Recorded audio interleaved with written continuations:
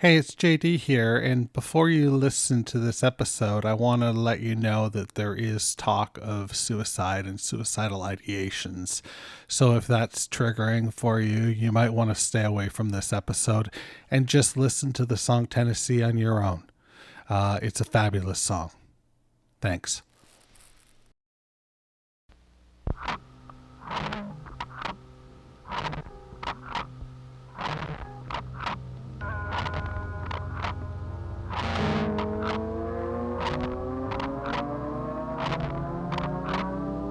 This is the Berman Project. Hey, it's Hey, it's JD here, back for another week of introspection and reflection on grief, depression, and the pathway to mental wellness, all the while nourishing my soul with the music and art of late indie rock singer-songwriter David Berman. How you doing, motherfuckers? I'm not so good. I am a couple hours removed from a psychiatrist appointment where I was almost admitted to the psych ward. I went into the hospital ready to kill myself and step away from this mortal coil. And I don't want to make it sound how highfalutin. Sorry, I shouldn't have said mortal coil. I'm just thrown off today. I'm so thrown off. I don't know what to think. I was doing all right. And then it's like Charlie Brown and Lucy. It's like every time I think I'm good, I go to kick the ball and fucking Lucy, that bastard depression, just pulls the ball away and I end up on my ass or lower. And it just doesn't seem right. It doesn't seem fair. And I was just ready to just have it not be anymore. It's like it's the most major pain in the ass ever. And when that thing that is the most major pain in the ass ever is being alive, then it's, how do you ignore that? How do you fucking ignore that? I don't know. I'm not smart enough. I keep falling down the trap door while I'm talking to my boss, and he's pushing the button, and that boss is, of course, depression and anxiety. And I'm learning so much. My daughter has ADHD, and I've been diagnosed with ADHD as an adult man, 45-year-old. And my wife did a fuck of a lot of research when Riley showed signs of ADHD. And, we talked to teachers, and, they were saying not triggering things, but just alarm bells, flags. And Jessica did a lot of research. She did a lot of research on ADHD because we didn't want to go to meds if we didn't have to. Ultimately, we ended up with like a trio. We ended up with an ADHD coach, a therapist, and she is on meds. And they're similar meds to what I'm on. But one of the things that Jessica learned was that there are a lot of comorbidities with ADHD. And the biggest one is depression. And it's just interesting to me to think that maybe if I had been diagnosed, and the other thing is the younger they catch it, the better. That's the big one, right? That's the fucking big one. I just buried the headline, as my friend Pete from Spain would say. So, buried the lead. That's what he would say. So it just makes me wonder if I had been diagnosed earlier in my life, if, it could have been treated and I could have just avoided the last, I don't even know, man, like the last 35 years. I would say it started rearing its head around 15 or so. I'm going to be 50 this year. So there's that. It's pretty heavy shit, but I'm feeling it. I'm feeling it press me down in the ground. And it's not right. It's not fair. Dudes, listen, I'm not the best person in the world, but I don't deserve this shit. That's how I feel. And if you're out there and you're struggling too, fucking let's commiserate. I don't know. I'm 4 days without booze. I did smoke a joint before doing this. I needed to. My anxiety was through the fucking roof. So that's great.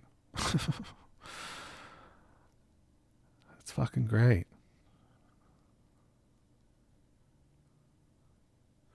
Yeah. I'm really glad you're here.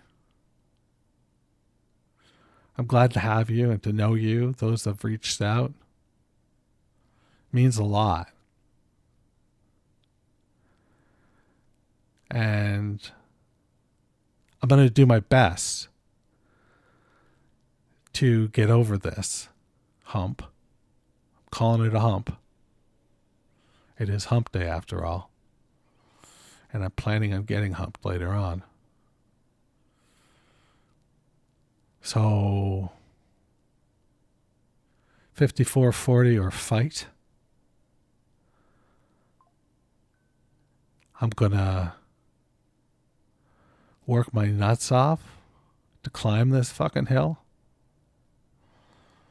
and get to the top and plant a flag, and that flag says, fuck you, depression. I saw the river playing in the valley, rushing round a bend and skipping stones. I saw the meadow warble in the moonlight. I've come to get my girl and take her home. Her doorbell plays a bar of Stephen Foster. Her sister never left, and look what it cost her.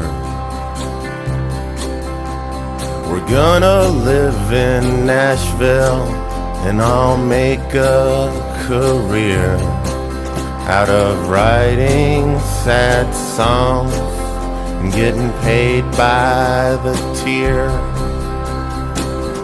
Marry me and leave Kentucky, come to Tennessee.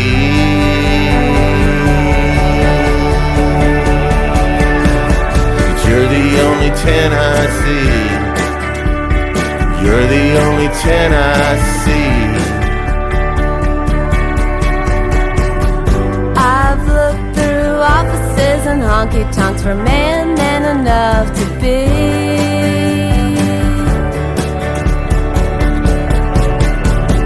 Mr. and Mrs. Tennessee. Mr. and Mrs. Tennessee.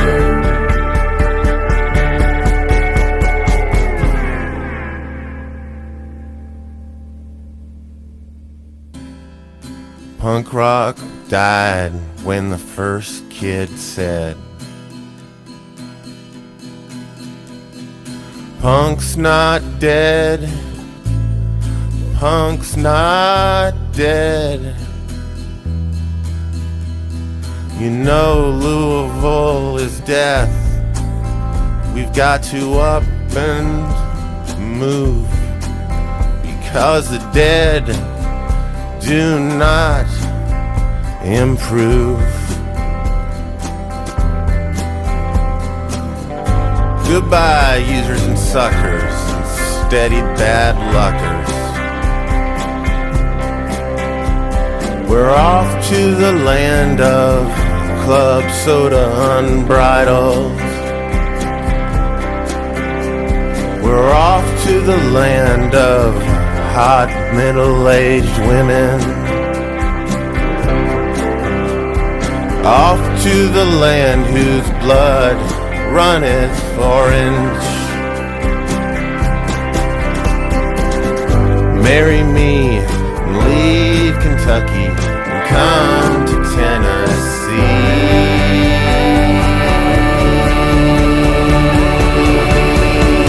You're the only 10 I see.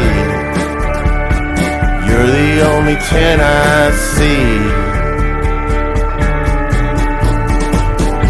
I've looked through offices and honky-tonks for man enough to be.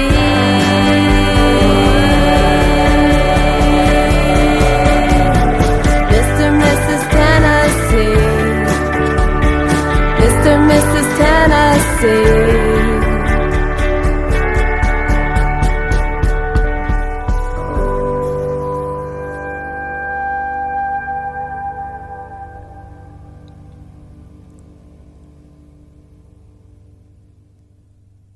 Oh, JD, you might be fucked in the head right now, but you still didn't step on it. That's all right. So this comes from the Tennessee EP, which is the next record we're going to cover, because it came out on November 5th of 2001, and Bright Flight comes out on November 20th. So we got to go in chronological order. You know, we can't fuck around here. Chronological order.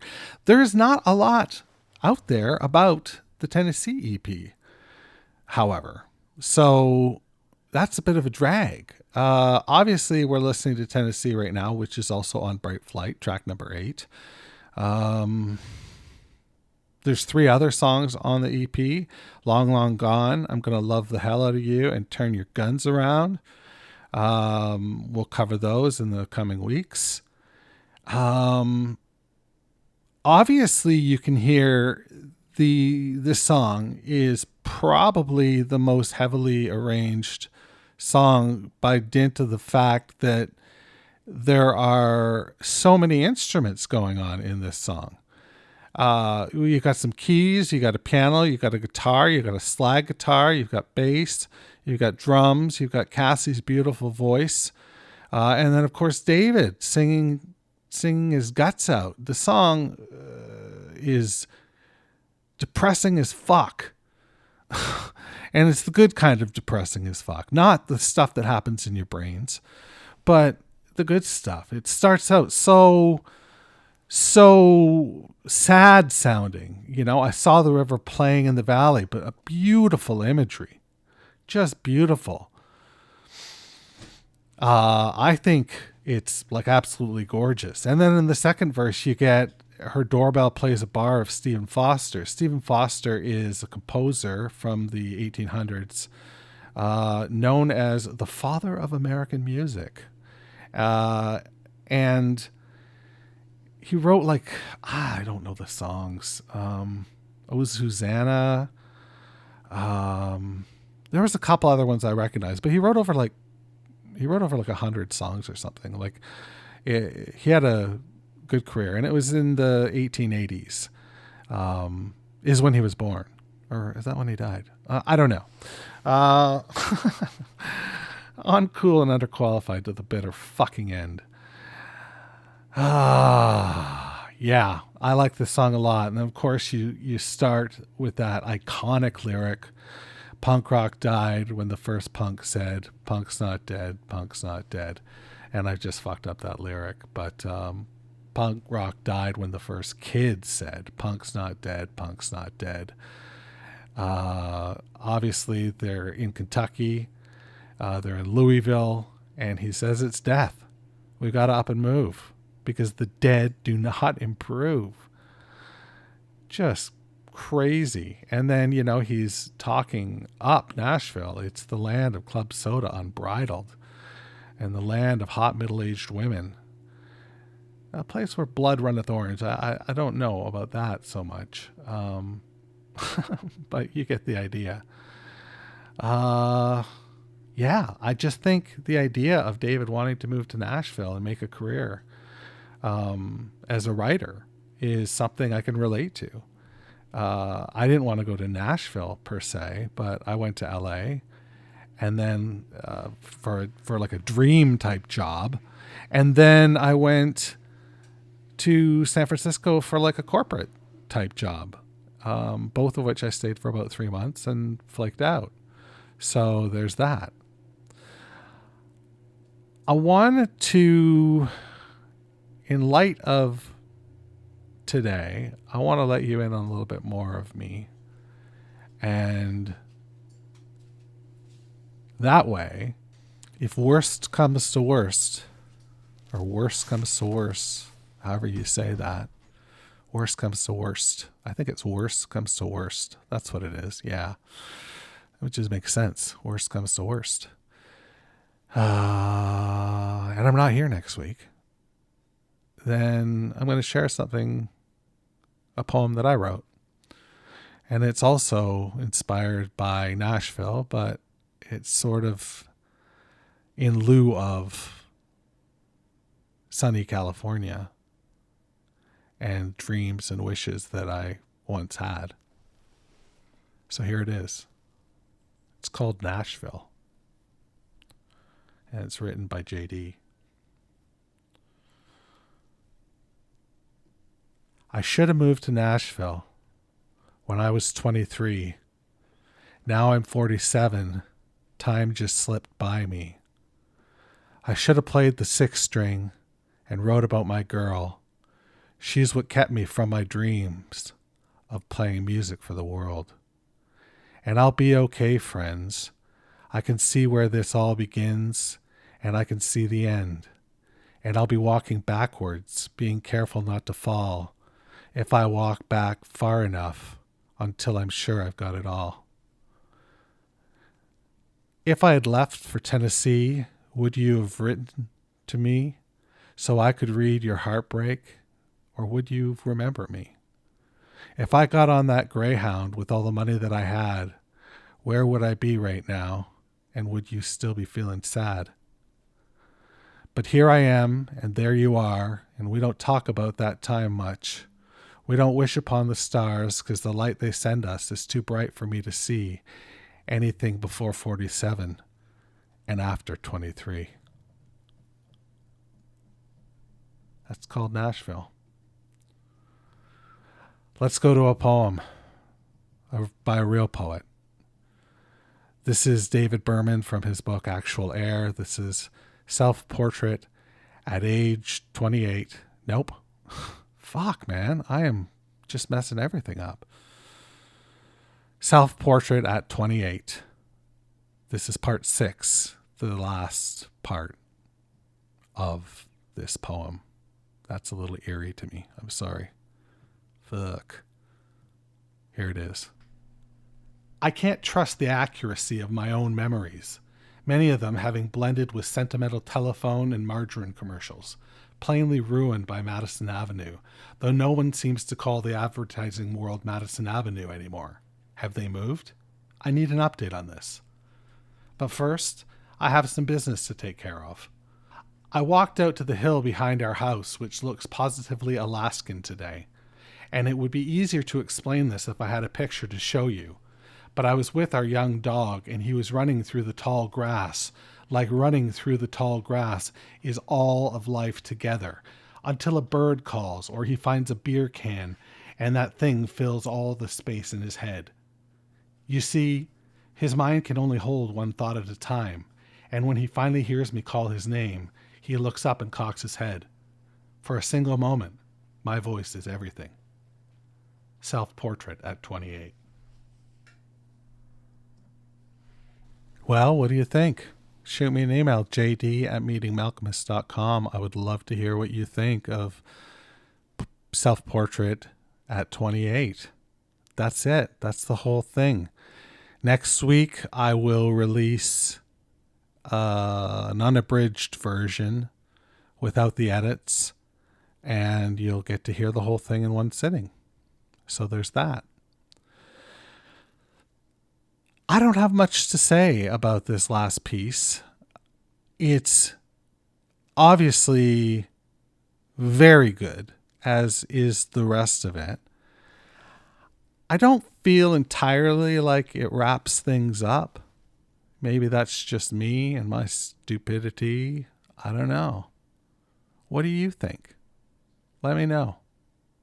Because that's all I got for you this week. Sorry again for being so heavy. Stay hungry. Stay foolish. Wash your goddamn hands. And I love you. The Berman Project is a production of Douvra Podcasts and Such. You can find out more about the show at www.thebermanproject.xyz. That's right, I'm fucking Canadian. I'm also social. Find me on Twitter, Instagram, and all the rest at Berman Project.